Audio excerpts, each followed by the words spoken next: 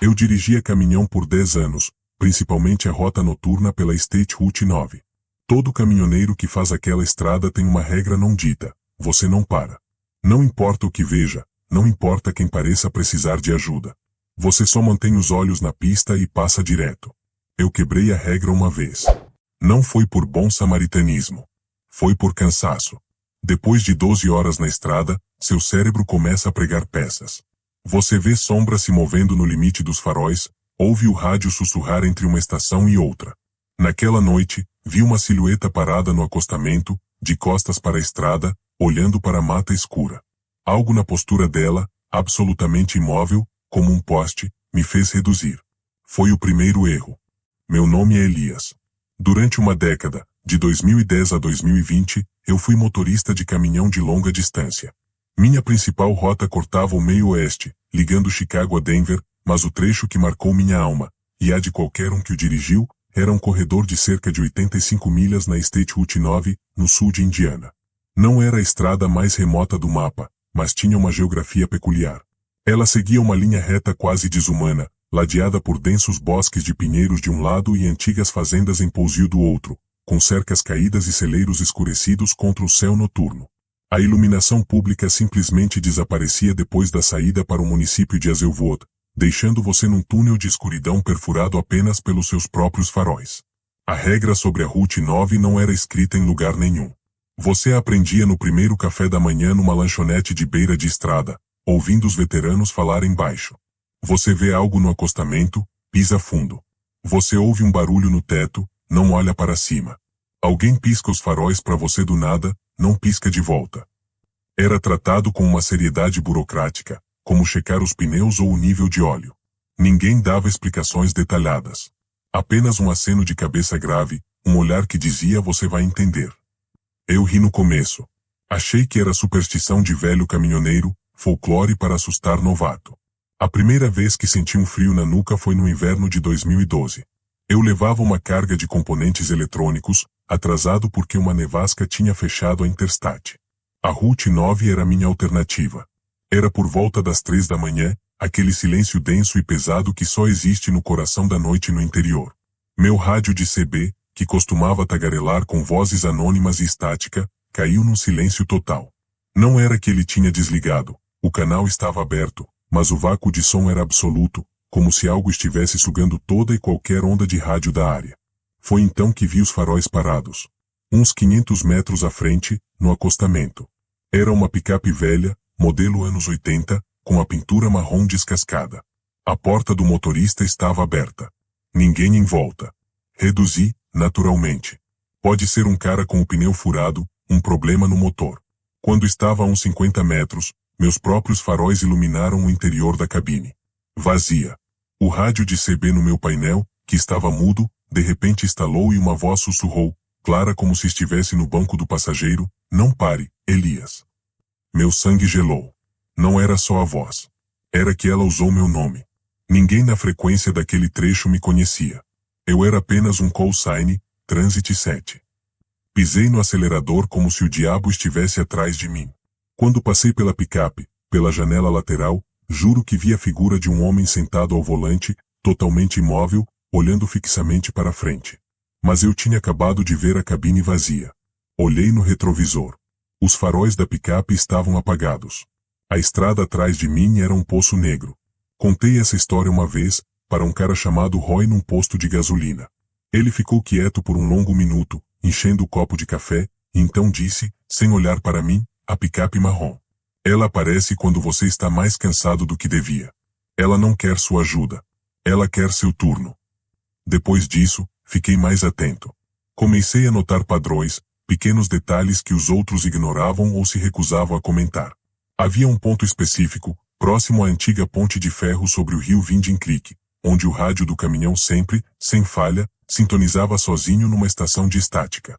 E na estática, se você prestasse muita atenção, dava para ouvir o que parecia ser uma respiração lenta e rouca. Não era animal. Era humana. Outros motoristas confirmavam com um olhar, mas desviavam do assunto rapidamente. É interferência das linhas de energia, diziam, sabendo perfeitamente que não havia linhas de energia ali. Havia também os andantes. Não eram animais. Você os via às vezes, muito à distância, parados na beirada da floresta, no limite onde a luz dos faróis mal alcança. Sempre de costas. Nunca se viu um rosto. Silhuetas humanas, mas com uma imobilidade não natural, como manequins colocados ali. A regra era clara, não reduza a velocidade. Siga em frente. Mas seu cérebro, traiçoeiro, insistia em perguntar, o que eles estão olhando? Por que estão todos de costas? O que mais me pegava, porém, não eram as aparições. Era a reação dos outros. Era o código de silêncio. Se você chegasse num ponto de encontro e tentasse falar sobre ter visto alguém correndo de quatro no meio da estrada, ou sobre as luzes que às vezes seguiam você entre as árvores, paralelas à pista, o assunto era simplesmente mudado. Um silêncio desconfortável caía sobre a mesa. Era como se falar sobre aquilo fosse dar poder a isso, ou pior, fosse um convite para que aquilo notasse você de volta. Aprendi a engolir meus relatos, a atribuí-los à fadiga, à miragem noturna, a qualquer coisa que não fosse a realidade perturbadora que meus olhos insistiam em registrar. Mas a noite em que quebrei a regra foi diferente. Foi no outono de 2019. Eu estava exausto. Tinha feito uma viagem dupla por um extra de $200. Meus olhos ardiam, minhas costas doíam e a estrada à frente começava a se fundir e ondular. Foi quando vi a silhueta. Não na beirada da mata, mas bem no acostamento de cascalho, a apenas 1 metro do asfalto. Era alta, magra, vestindo o que parecia ser um casaco escuro longo. De costas para a estrada, encarando a parede negra da floresta. Algo me fez tirar o pé do acelerador. Talvez tenha sido a postura. Não era a de alguém esperando por uma carona, olhando para os carros. Era a postura de quem observa algo na escuridão com uma intensidade total. Uma completa ausência de movimento. O caminhão desacelerou, o ruído do motor baixou para um ronco. Passando por ela, lentamente, minha janela aberta para o ar frio da noite, eu instintivamente virei a cabeça. Ela não se moveu. Continuou absolutamente estática. Mas, no meu campo de visão periférico, conforme eu a ultrapassava, tive a nítida e horrível impressão de que a sua cabeça, ainda voltada para a floresta, tinha girado de maneira impossível, acompanhando minha passagem, mantendo o rosto oculto. Como um torso congelado, mas com um pescoço de coruja. Um calafrio brutal percorreu minha coluna. O instinto puro gritou, acelera. Mas outro pensamento, lento e pegajoso vindo do cansaço, falou mais alto, e se for alguém em apuros? E se estiver tendo um ataque, desorientado? Você vai ser o covarde que deixou alguém morrer por causa de uma lenda de caminhoneiro. A moralidade, misturada com uma exaustão que embotava o medo, venceu. Pisquei os faróis de alerta, com um suspiro profundo, comecei a manobra para parar no acostamento, uns 100 metros à frente. Meus olhos, grudados no retrovisor lateral, viram a figura ainda parada, ainda de costas. Ao parar o caminhão e descer, o silêncio foi a primeira coisa que me atingiu. Era opressivo. Nenhum grilo, nenhum vento nas árvores. Apenas o tic-tac do motor esfriando e o sangue pulsando nos meus ouvidos. Virei e olhei para trás, na direção da silhueta. O acostamento estava vazio. Fiquei parado ali por um bom tempo, os pés fincados na brita áspera do acostamento, tentando processar o vazio. Tinha certeza absoluta de onde a figura estava. Meus faróis tinham iluminado o casaco escuro, a postura rígida. Não era um poste, não era um arbusto mal interpretado. Era uma pessoa. E agora não havia nada lá, a não ser a escuridão plana entre a estrada e a muralha de pinheiros. O cansaço pesou de repente, como um cobertor molhado sobre meus ombros. Deve ter sido alucinação, pensei. Fadiga extrema. O Roy tinha razão. A estrada prega peças quando você ultrapassa seus limites. Aliviei um pouco, embora um fio de tensão ainda cortasse a base do meu crânio. Respirei fundo, o ar noturno gelado queimando meus pulmões, e virei para subir de volta na cabine. Foi então que ouvi. Não foi um barulho alto. Foi um sussurro seco, como folhas mortas sendo arrastadas sobre o cascalho. Vinha da minha esquerda, do lado da floresta. Parei com um pé no estribo. Olhei. Nada. Apenas a escuridão entre as árvores, mais profunda que o breu. O sussurro veio de novo. Desta vez, um pouco mais perto. Não era folhas. Era mais como passos. Passos arrastados, hesitantes, parando e começando. Tem alguém aí? Minha voz soou áspera e frágil, engolida pela vastidão silenciosa da noite. Nenhuma resposta. Apenas o eco do meu próprio medo voltando para mim. Meu coração começou a bater num ritmo irregular e forte. A regra ecoou na minha cabeça com a clareza de um sino: não pare. Você não para. Eu tinha parado. Eu tinha quebrado o pacto. O passo arrastado soou novamente, agora nitidamente do limite da floresta, logo além da vala de drenagem. Meus faróis, projetados para a frente, não iluminavam aquele lado. Era um território de sombras em movimento. Não esperei mais. Subi na cabine de um salto, quase escorregando no estribo molhado de orvalho, e bati a porta. A sólida tunk do metal me trouxe um alívio instantâneo, mesmo que ilusório. Coloquei a chave na ignição. O motor diesel rugiu para a vida, um som lindo e familiar de normalidade. Engatei a marcha, dei sinal e pisei no acelerador, jogando o caminhão de volta para a pista asfaltada. Meus olhos saltaram para os retrovisores. O acostamento estava vazio. A floresta era uma mancha indistinta. Apenas a estrada reta se abrindo à minha frente, um túnel seguro de luz. Tentei convencer a mim mesmo. Foi uma alucinação auditiva. Um animal, talvez um cervo se movendo na mata. Mas cervos não arrastam os pés. E cervos não sussurram. Dirigi por mais 20 minutos, minhas mãos suando no volante, cada sombra na beira da estrada me fazendo estremecer. Precisava me acalmar. Precisava de café, de luz, de outras pessoas. Havia um posto de combustível 24 horas na saída para Millfield, um lugar chamado House Pitstop. Era um oásis de luz fluorescente e concreto, onde os caminhoneiros paravam para café insosso e conversa fiada. Eu precisava desesperadamente dessa normalidade. Quando a placa verde brilhante do pitstop apareceu no horizonte, um peso saiu do meu peito. Estacionei longe dos postos de gasolina, perto da entrada da lanchonete, onde outros 2 caminhões já estavam parados. A luz amarela do interior, derramando-se pelas janelas de vidro sujas, era a coisa mais reconfortante que eu já vira. Dentro, o ar estava quente e cheirava a gordura velha e café queimado. 2 mesas estavam ocupadas. Num canto, 2 caras que eu reconhecia de vista, mas não de nome, jogavam cartas em silêncio. Na outra, sentado sozinho diante de uma xícara fumegante, estava o Roy. Roy era um veterano, deve ter tido uns 60 anos na época, cabelo grisalho cortado rente e um rosto marcado por décadas de estrada. Ele era uma das poucas pessoas que mencionava as coisas da Route 9 sem totalmente se fechar, sempre com um ar de profunda e cansada resignação. Ele me viu entrar e meu rosto deve ter contado uma história, porque seus olhos estreitaram imperceptivelmente. Peguei meu café na balcão, preto e forte como alcatrão, e caminhei até a mesa dele. Ele não disse nada, apenas inclinou a cabeça para a cadeira vazia do outro lado. Sente, garoto.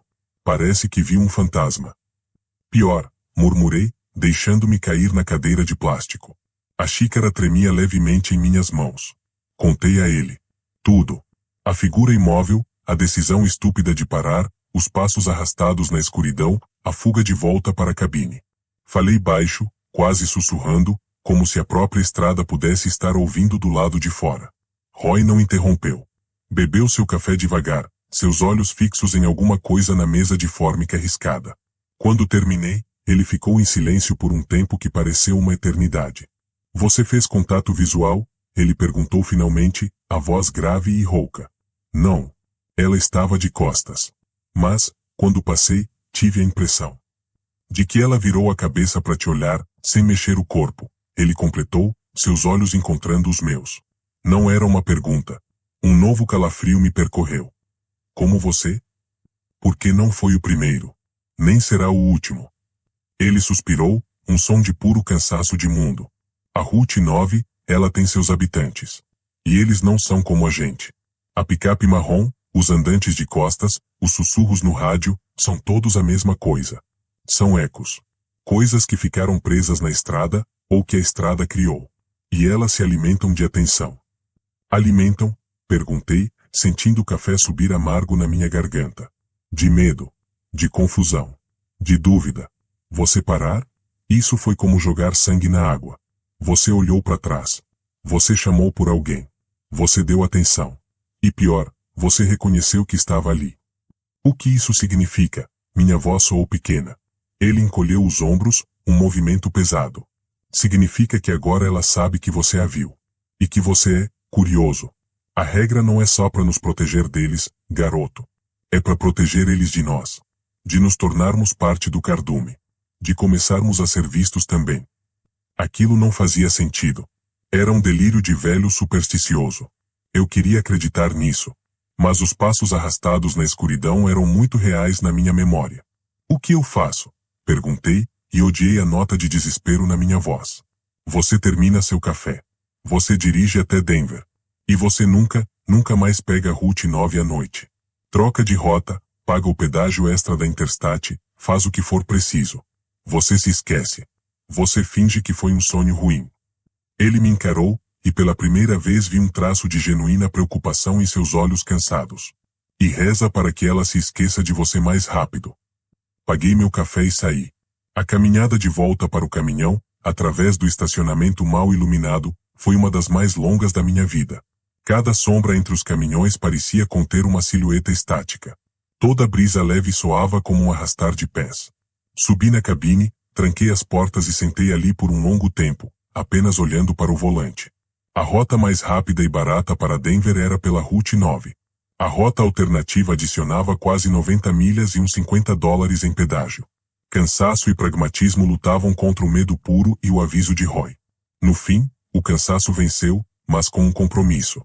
Pegaria a Route 9, mas não pararia por nada. Nem por uma criança no acostamento, nem por um anjo caído, nem por uma parede de fogo. Piso fundo e não olho para trás. Era uma decisão covarde, talvez, mas era a única que minha mente exausta conseguia agarrar. Liguei o motor, e foi então que notei. No banco do passageiro, onde antes havia apenas meus mapas e meu casaco jogado, havia uma mancha escura e úmida no tecido do assento. Como se alguém tivesse sentado ali, com as roupas molhadas de orvalho. Ninguém tinha entrado no meu caminhão. Meu olhar congelou na mancha. A porta do passageiro estava trancada. Eu a tinha trancado ao sair, tinha certeza. Mas a mancha estava lá, escura e definida contra o tecido cinza. E não era água pura. Tinha um tom levemente amarronzado, como lama de folhas decompostas, e um cheiro fraco chegou até minhas narinas, o cheiro úmido e doce de terra de floresta e algo mais, algo metálico e antigo, como ferro enferrujado. O coração disparou novamente, batendo contra as costelas com força de martelo. Respirei fundo, tentando controlar o pânico que subia como uma maré na minha garganta. É só orvalho, murmurei para mim mesmo, a voz trêmula. Ou café que derramei. Sim, café. Derramei café. Mas eu não tinha derramado café. E o orvalho não cheira a terra podre e ferro. A regra ecoou na minha cabeça, mas agora soava como um lamento distante. Não pare. Não olhe. Não reconheça. Eu já tinha feito tudo isso. E algo tinha reconhecido a mim de volta. Tinha entrado no meu espaço, no meu santuário de metal e diesel, e deixado sua assinatura úmida e fétida. Um impulso irracional, quase histérico, me tomou. Peguei uma toalha de papel amassada do chão e esfreguei furiosamente a mancha. O tecido apenas absorveu a umidade, espalhando-a e deixando uma área maior, mais difusa, ainda mais evidente. Parei, ofegante, a toalha de papel desintegrada em meus dedos. Estava dando poder a isso. Estava prestando ainda mais atenção. Joguei a massa de papel molhada para o chão e engrenei a marcha com força excessiva, fazendo o caminhão soltar um ronco áspero. Saí do estacionamento do pitstop como se estivesse fugindo de um assalto, as rodas chiando levemente no asfalto. Minha meta agora não era mais Denver. Era simplesmente sair dali, colocar o máximo de distância possível entre eu e aquela seção da estrada, entre eu e a silhueta de costas e os passos arrastados. A Route 9 se abriu à minha frente, o mesmo túnel negro de sempre. Mas agora era diferente. Cada árvore parecia um espectador. Cada sombra no acostamento era potencialmente ela. Dirigi com os faróis altos, minhas mãos brancas no volante, meus olhos saltando freneticamente entre a pista e os retrovisores. O rádio CB permanecia silencioso, mas o silêncio agora era ativo, expectante. Cerca de 10 milhas depois do pitstop, o primeiro sinal apareceu. Não era uma placa de trânsito. Era um risco de giz, ou de algo branco e fosforescente, pintado no asfalto da minha pista. Conforme me aproximei, meus faróis revelaram a forma. Era uma seta simples, grosseira, apontando para o acostamento à minha direita. Exatamente onde a figura estivera. Meu estômago se contraiu. Poderia ser obra de crianças, de trabalhadores da estrada. Mas aquela hora, naquele trecho deserto, passei por cima dela, e a seta pareceu brilhar por uma fração de segundo sob a luz dos meus faróis. 2 milhas depois, Havia outra. Desta vez, um círculo riscado no asfalto, como um alvo. 3 milhas adiante, uma série de 3 linhas paralelas, riscadas transversalmente à pista, como marcas de arrasto. Eram marcas para mim. Tinha certeza. Alguém, ou algo, estava marcando o caminho. Estava me dizendo para parar, para olhar, para sair da estrada. E pior, estava me mostrando que estava à frente de mim, que sabia por onde eu iria passar. O cansaço se transformou em uma adrenalina gelada e afiada. Eu não estava apenas assustado. Eu estava sendo caçado.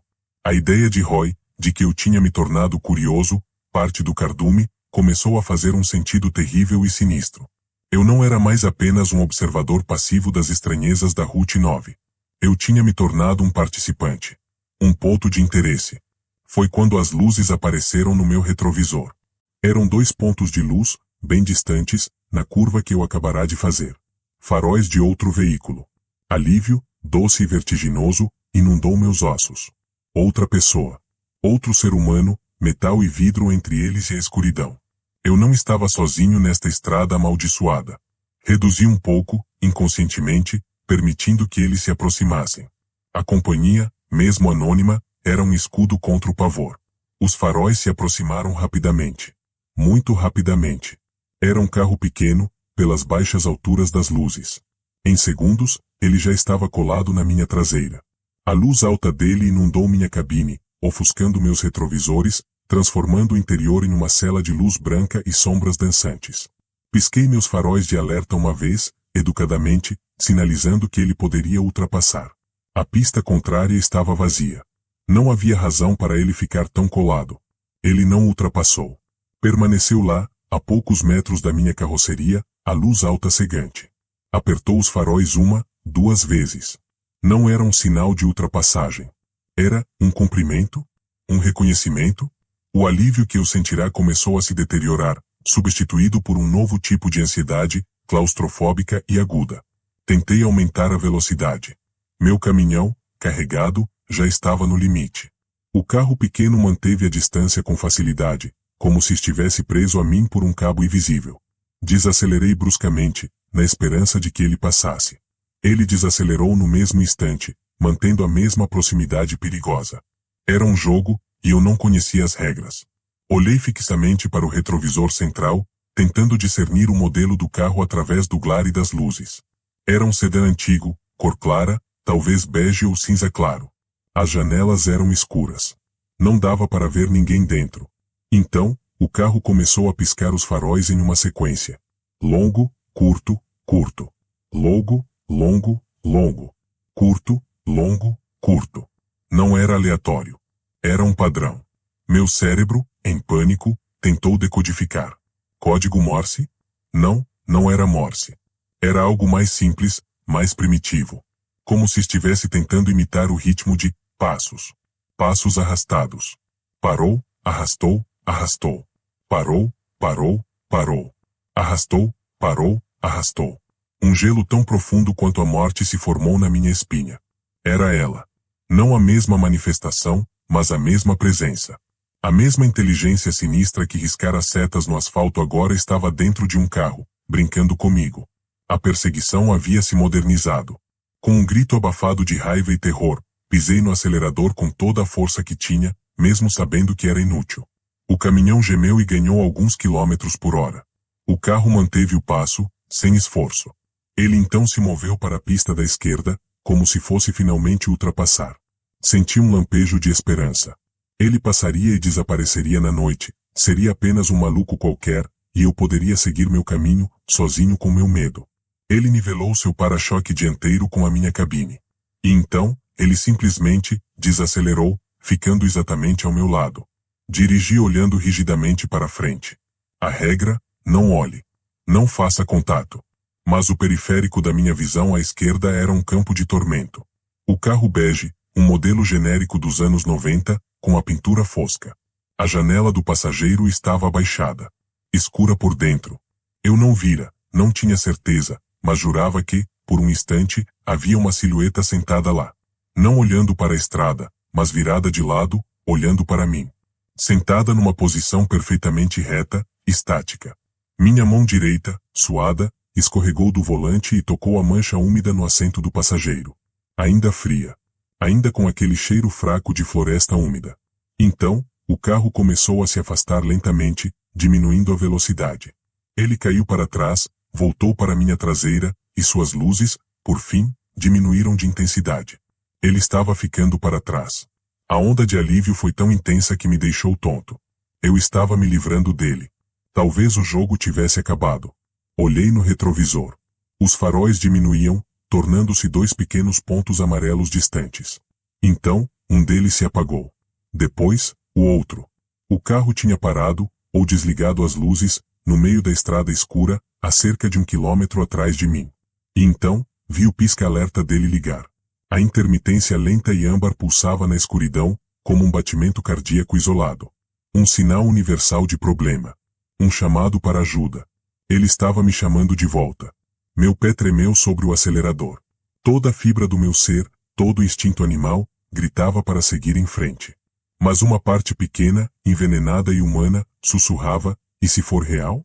E se for apenas um carro quebrado, um motorista idoso, uma mulher assustada? Você vai deixar alguém lá, depois de tudo que sentiu? Você vai ser um monstro? As palavras de Roy ecoaram, mas agora distorcidas, eles se alimentam de atenção. De medo. De dúvida. A dúvida era a isca. A necessidade humana de ajudar, de não ser a coisa ruim, era o anzol. Os piscas continuavam a piscar, hipnóticos, no meu retrovisor, diminuindo de tamanho conforme a distância aumentava, mas nunca desaparecendo totalmente. Era como se eles estivessem queimados na minha retina. Virei uma curva e, por um segundo, eles sumiram. O preto absoluto engoliu a estrada atrás de mim. Respirei fundo, tentando recuperar o controle. Foi quando o rádio CB estalou. A voz não era um sussurro desta vez. Era clara, masculina, com um sotaque rural neutro, mas plana, sem emoção. Caminhão na Route 9, indicativo Transit 7. Você deixou algo para trás. Pulei no assento. Meu indicativo. Ninguém usava aquilo há anos. Apertei o botão do microfone, a mão tremendo. Quem fala? Qual seu indicativo? Silêncio na estática. Então, a voz de novo, no mesmo tom monótono, você pode voltar e pegar. Estamos aqui. No acostamento. É só seguir as marcas. Desliguei o rádio com um golpe seco. Seguir as marcas. As setas e círculos no asfalto. Eles não estavam à frente. Eles estavam atrás. O carro parado era a armadilha, e as marcas eram o caminho de volta para ela. Não havia mais escolha. Não havia mais dúvida. A única regra que importava agora era a primeira: sobreviver.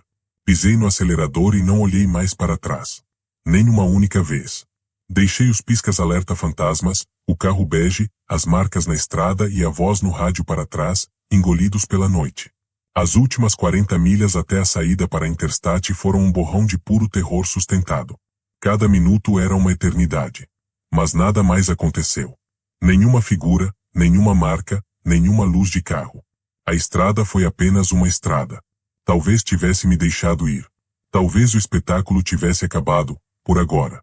Quando as luzes laranjas da Interstate finalmente apareceram no horizonte, eu choquei. Não de alívio, mas de um esgotamento profundo e sombrio. Eu não tinha escapado. Tinha apenas sido permitido sair. Nunca mais pisei na Route 9. Troquei de empresa pouco depois, arrumei uma rota diurna que cortava por Ohio e Pensilvânia, e paguei os pedágios extras sem reclamar uma única vez. A mancha no assento do passageiro secou depois de uma semana, mas a descoloração marrom clara nunca saiu. Vendi o caminhão uns meses depois, por uns $2.000 a menos do que valia, e nunca contei ao comprador o motivo real. Anos depois, numa parada de descanso no Arizona, conversando com um caminhoneiro velho que fazia rotas no Pacífico Norte, mencionei Indiana de passagem. Ele ficou quieto e então disse: já ouvi falar de uma estrada por lá, a 9. Dizem que é um corredor de ecos. Que as coisas que você vê lá não são fantasmas do passado, são rascunhos. Coisas que a solidão e a escuridão desenham, tentando imitar a vida. E quanto mais você acredita no desenho, mais sólido ele fica. Perguntei a ele o que acontecia se você parasse para olhar o desenho de perto. Ele acendeu um cigarro e soltou a fumaça devagar, olhando para o deserto escuro. Você vira tinta, ele disse, simplesmente.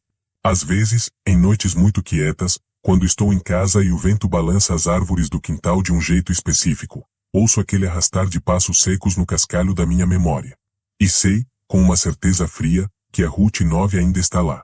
E que alguns rascunhos, uma vez esboçados, nunca são totalmente apagados. Eles apenas esperam pelo próximo olhar cansado, pela próxima porta aberta, pelo próximo coração disposto a duvidar do que sabe ser real.